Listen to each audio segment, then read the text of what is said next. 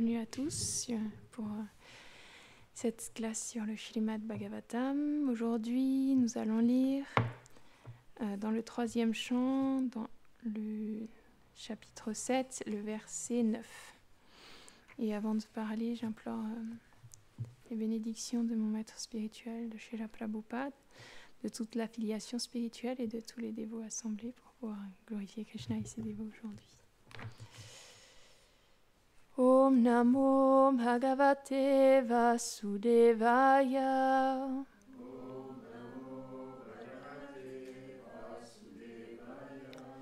Om Namo Bhagavate Vasudevaya.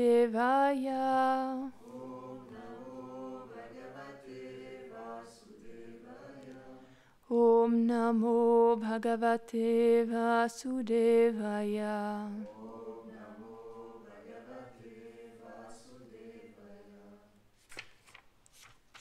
Maitreya Uvacha Seyam Bhagavato Maya Yanna Yena Virudhyate Ishvarasya Vimuktasya Karpanyam Uta Bandhanam. Traduction. Maitreya dit : l'énergie matérielle ne peut être comprise par la logique. Bien qu'elle appartienne au Seigneur, il en reste détaché. Elle est la cause de l'égarement, de l'ignorance pour l'âme qui a la possibilité de réaliser la forme, la connaissance et la félicité du Seigneur. Commentaire. Selon Shrila Vishwanath Chakravarti Thakur, l'énergie externe ou matérielle, la Maya Shakti, du Seigneur a des pouvoirs inconcevables. C'est pourquoi elle ne peut être comprise par la logique. Bien que le Seigneur soit purement spirituel, l'énergie matérielle lui appartient, ainsi que les influences matérielles de la vertu, de la passion et de l'ignorance.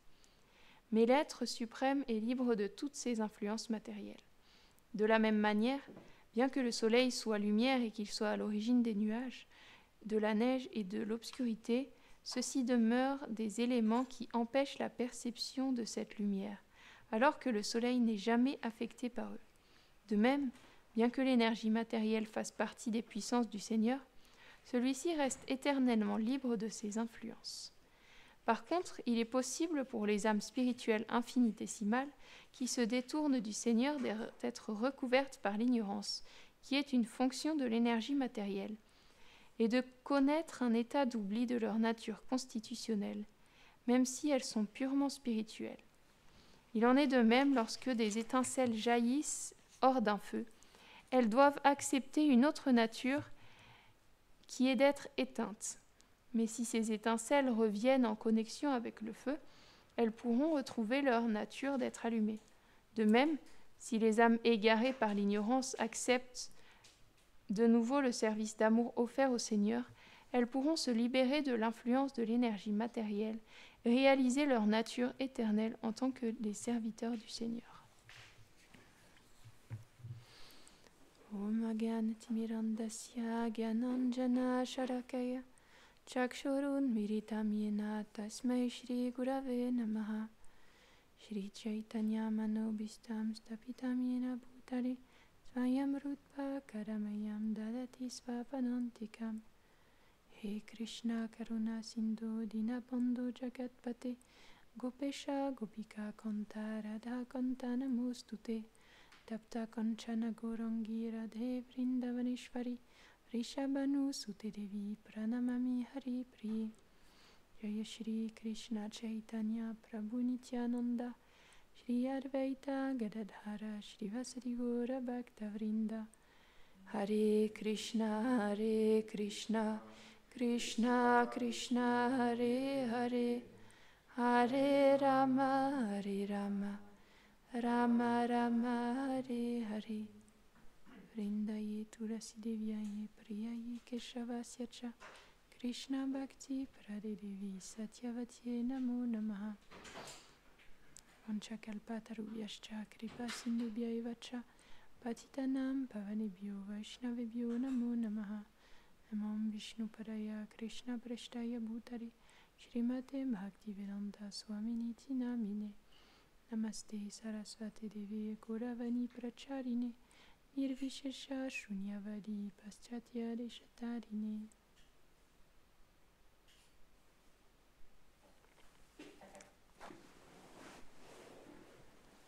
Dans ce verset, dans cette teneur portée, on touche au cœur de la maladie de ce monde, qui est d'oublier Krishna. C'est ça qui cause tout le reste. Parce que on désire oublier Krishna, Krishna, il crée ce monde-là. Et parce qu'on l'oublie, on s'empêtre dans ce monde matériel. Et finalement, on peut voir que tout ce monde-là, ce qui nous entoure, tout ça, c'est l'énergie de Krishna partout, à chaque instant, tout autour de nous. Mais pourtant, par l'énergie, la Maya Shakti, l'énergie illusoire, Krishna, il fait en sorte qu'on oublie tout ça et qu'on se pense séparé de lui, qu'on ait l'impression d'avoir une existence séparée de lui, à tel point que on l'oublie complètement. On pense même qu'il n'existe pas. Quand on désire oublier Krishna, alors il donne tous les moyens pour l'oublier complètement. C'est lui qui donne la possibilité de penser qu'il y a autre chose que Krishna qui est à l'origine de ce monde-là. Toutes les théories scientifiques, c'est lui qui donne l'intelligence pour que les êtres les trouvent. C'est lui qui est à l'origine de tout ça. Mais pourtant, il nous entoure à chaque instant. Et toutes ces énergies, elles font simplement partie de lui. Mais il reste au-delà, comme c'est expliqué dans le verset de la teneur et portée. Mais parce que les âmes conditionnées, quand elles tombent dans ce monde matériel, elles sont ignorantes de leur nature et de leur lien éternel avec Krishna. Elles oublient totalement ça et elles s'empêtrent et elles se mettent à se croire ce qu'elles ne sont pas et à jouer un rôle. Et elles enchaînent les rôles les uns après les autres. Et finalement, toute cette existence, tous ces cycles, ils sont destinés ultimement à ce que chaque être retrouve sa véritable nature. Et c'est comme ça que la boucle sera bouclée dans un certain sens. Donc le but de tout ce monde-là, c'est, encore une fois, c'est Krishna. On peut voir que finalement, il est présent dans chacun des aspects, il est le but de chaque chose.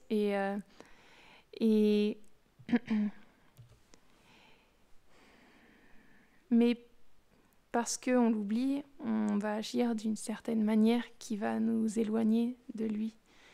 Et c'est pour ça que c'est tellement précieux cette vie humaine, parce qu'elle est créée.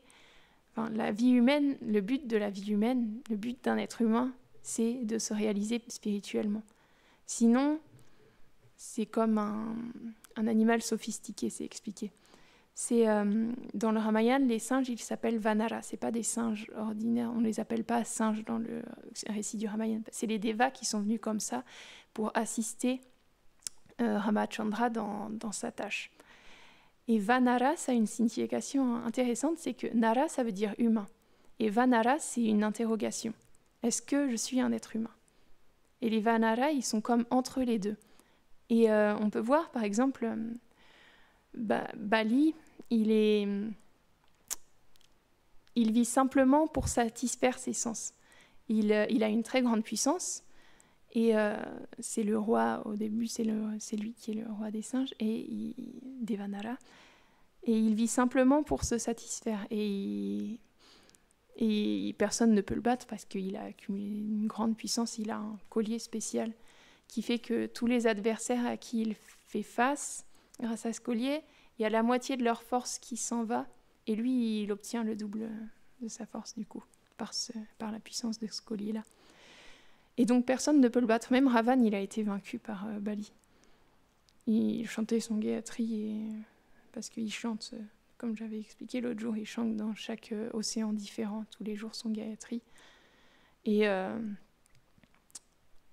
Ravan, il a voulu le battre parce qu'il avait entendu qu'il était très puissant. Et Bali, simplement, il l'a saisi avec sa queue, il l'a baladé, comme ça, de lieu en lieu. Avec Ravan, il ne pouvait rien faire. Même lui, il n'avait pas la puissance de se battre contre lui. Et finalement, c'est comme ça qu'ils sont devenus amis. Parce que Ravan, puisqu'il ne pouvait pas le battre, il a décidé, bon, ce serait un allié intéressant. Mais il a cette même tendance-là que Ravan à vouloir prendre tout ce qu'il y a dans ce monde pour se satisfaire. Et Hanuman, il en montre l'inverse complet. Il est totalement dédié à Ramachandra. Tout ce qu'il a, toutes ses puissances, toutes ses capacités, il les utilise au service de Ramachandra.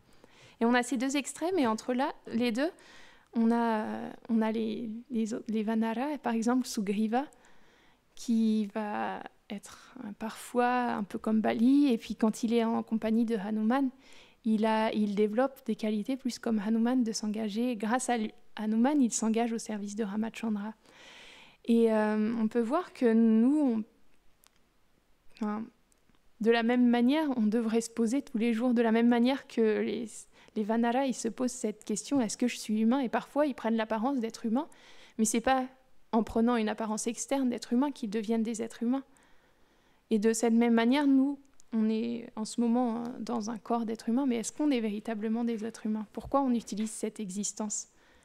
Elle est destinée à se réaliser spirituellement, donc à retrouver notre véritable nature, donc à vivre pour Krishna et à se souvenir de lui et à ne plus l'oublier. Mais comment on peut faire pour ne plus l'oublier, puisque ce monde entier, il a été créé dans un certain sens pour l'oublier. Et donc c'est pour ça que jour après jour, on entend les gloires de Krishna et des Vaishnavas, qu'on chante ses noms et qu'on fait toutes ces choses-là pour se souvenir de lui à chaque instant. Et cette existence, elle est tellement fragile parce que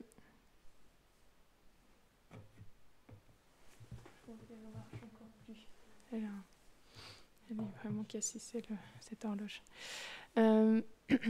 C'est pour ça que quand on voit cette existence, elle est tellement fragile. Il peut y avoir tout va bien. On se balade en ville et tout d'un coup, tremblement de terre. Il peut y avoir une tornade, il peut y avoir si on est au bord de la mer, il peut y avoir un tsunami, il peut y avoir une guerre qui éclate tout d'un coup et toute une ville est rasée. Juste, il suffit d'une bombe pour raser des kilomètres et des kilomètres.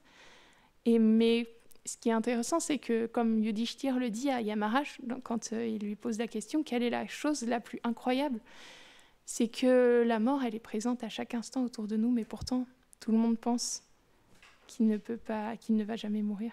On n'a pas conscience véritablement, et c'est pour ça que on n'utilise pas cette vie. C'est pour ça qu'à chaque instant, on peut remettre à plus tard notre progrès spirituel en se disant bon, pour l'instant, je dois faire ça, et après, je pourrais m'y mettre vraiment. Mais pour l'instant, j'ai encore ça. Et on pourra trouver des excuses, toujours. Mais si seulement on avait conscience que chaque instant de cette existence, elle est précieuse, alors on ferait tous les efforts possibles pour se souvenir de Krishna à chaque instant. Et de cette manière-là, c'est en se rappelant de ça et en se rappelant des Vaishnavas qui se souvenaient de Krishna à chaque instant, et en les servant, et toutes ces choses-là, en fait, elles ont pour but de nous enlever ce voile d'ignorance et de nous mettre dans cette conscience de Krishna à chaque instant. Parce qu'à ce moment-là, n'importe quoi peut arriver, mais on ne sera pas vraiment affecté. Même si c'est comme le lotus, il pousse dans la vase, mais il s'élève au-delà de la vase et il n'est pas touché par la vase. Et finalement, on restera dans ce monde, mais on ne sera pas vraiment touché par les énergies de ce monde. C'est comme les Vaishnavas, ils sont comparés à des lotus aussi, parce qu'ils ont cet état-là de... Ils restent dans la vase, c'est pas que le lotus, il va s'en aller ailleurs, non. C'est comme Arjuna dans la Bhagavad Gita. Krishna, il lui dit de rester sur le champ de bataille. Il lui dit pas, oui, d'accord, on va renoncer dans la forêt. Non, non, il lui dit, non, tu dois te battre, mais tu dois te battre pour moi. Tu dois vivre pour moi. Tout ce que tu fais, peu importe ce que tu fais, tu dois l'engager pour moi. Et nous, de cette même manière, avec la vie qu'on a dans l'environnement où on est, on peut l'engager pour Krishna à chaque instant. Et malgré le fait qu'on soit dans ce monde matériel, on peut peu à peu se sortir de ces influences matérielles par la miséricorde des Vaishnavas, par le service qu'ils nous donnent, par le Mahamantra qui est le Yoga Dharma dans cet âge. C'est le moyen pour atteindre la réalisation spirituelle. C'est le chant des saints noms de Krishna. Et c'est tellement miséricordieux parce qu'avant, dans les yugas précédents, par exemple, dans le Satya Yuga, il fallait méditer. Alors les êtres, ils vivaient pendant 100 000 ans, je crois, à peu près 100 000 ans, parce que pour pouvoir atteindre la réalisation spirituelle en méditant, il faut méditer vraiment très longtemps. On a l'exemple de Shobhari Muni qui est allé méditer pendant... Il est allé méditer, c'était un sage, et il est allé dans les eaux de la Yamuna. Et je ne me rappelle plus exactement du chiffre. C'était pas 60 000 ans, je ne sais plus.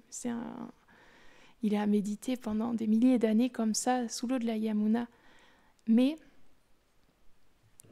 à un moment, un jour, Garuda, il est venu se nourrir dans les eaux de la Yamuna.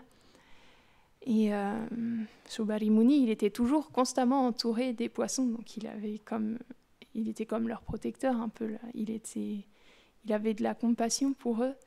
Et quand il y en a un qui s'est fait attraper par Garuda, qui est un grand dévot du Seigneur, Garuda, c'est pas n'importe qui, c'est la monture de Vishnu, c'est les Védas personnifiés même. C'est expliqué que quand il bat des ailes, il y a les hymnes des Védas qui sortent. Je ne sais pas comment dire. Ça émet les hymnes des Védas. Et donc, c'est pas n'importe qui, mais Shobhari Muni, parce qu'il avait une compassion d'une certaine manière qui était mal placée. Il a surréagi au fait qu'il prenne, parce que Garuda, c'est un aigle, donc il doit se nourrir, et il se nourrit de poissons. Mais il a maudit Garuda, il ne pourrait plus jamais venir à cet endroit-là, ou sinon il mourrait. Et donc Garuda, il est parti, mais ça a fait finalement toutes ces années d'austérité, parce qu'il a commis cette offense envers un grand dévot, elles ont été d'une certaine manière, ça a mis fin ça a anéanti toutes ces années qu'il avait passées à faire des austérités sous l'eau, à méditer sous l'eau, et en voyant deux poissons s'unir, il a, juste par cette chose-là, il a perdu totalement sa concentration, et son mental, il est parti ailleurs, et il a eu le désir de se marier. Il avait vraiment le désir de se marier. Alors qu'il avait renoncé pendant tellement d'années dans la méditation, au fond, sous l'eau. Nous, on ne peut pas tenir sous l'eau plus de, je sais pas, quelques minutes. Je sais pas c'est quoi le record du monde, mais c'est même pas... C'est quelques minutes à peine. Lui, par la méditation, par des respirations particulières, il était complètement absorbé pendant des années. Mais c'est pour dire... C'était tellement compliqué dans les âges passés. Après ça, il s'est marié. S'est marié à beaucoup de princesses. Et pendant des années, jusqu'à un certain moment où il a repris conscience de sa position et il a renoncé avec toutes ses épouses. Mais dans cet âge-là, Krishna, il a étant donné qu'on est des êtres extrêmement limités, qu'on n'a plus trop de capacité de faire quoi que ce soit, on arrive à peine à se concentrer et on peut pas arrêter de manger pendant des jours, on peut pas faire grand-chose. On a des corps très très limités. Alors il nous a donné un moyen de se défaire de cette ignorance, un moyen qui est accessible pour nous. Et c'est en chantant ces noms. Et c'est expliqué, il explique qu'il n'y a pas besoin d'une qualification particulière, il n'y a pas besoin d'être dans un état particulier, il n'y a pas besoin d'être à un moment particulier, on peut chanter ces noms n'importe quand. Et étant donné que les noms de Krishna, ils ne sont pas différents de lui-même, ils peuvent complètement nous permettre de nous reconnecter à notre réalité. Et c'est pour ça que le Seigneur Chaitanya Mahaprabhu, il est venu pour transmettre ce Yuga Dharma. Il n'est pas venu que pour ça, mais il est aussi venu pour ça. Et donc, c'est un âge qui est particulièrement miséricordieux, où il y a à peine 100 ans, quelques, il y a Krishna qui est venu dans son aspect le plus miséricordieux de Chaitanya Mahaprabhu et qui nous a donné le plus précieux des mantras et qui nous a donné cette opportunité unique de retrouver son service. Et donc, quand on entend ça, on peut comprendre que c'est vraiment quelque chose de très précieux qui nous est donné.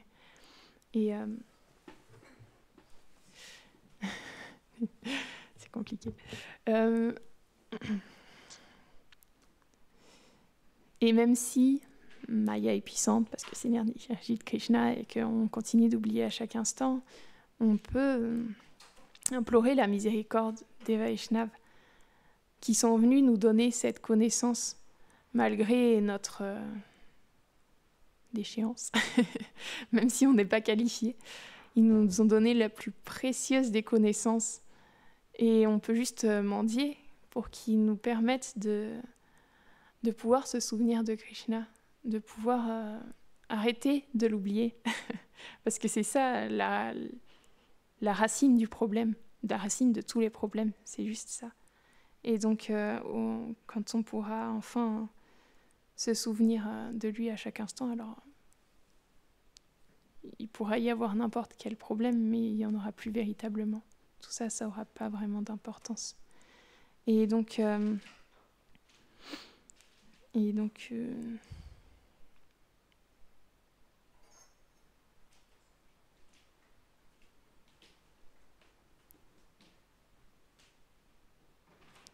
ce moment-là, on peut voir que ceux qui vont réaliser vraiment Krishna, ceux qui croient en Krishna, finalement, il n'y a plus de problème parce qu'ils voient Krishna à travers tout ce qui leur arrive.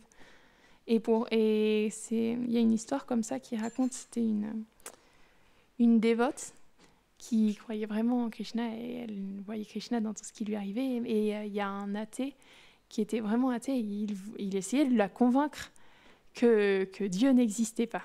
Il essayait vraiment de la convaincre que Dieu n'existait pas. Mais elle peut lui importer. Et un jour, il a même fait tout un arrangement et il a acheté plein de denrées, plein de choses et il les a posées devant sa porte et il s'est caché derrière un buisson.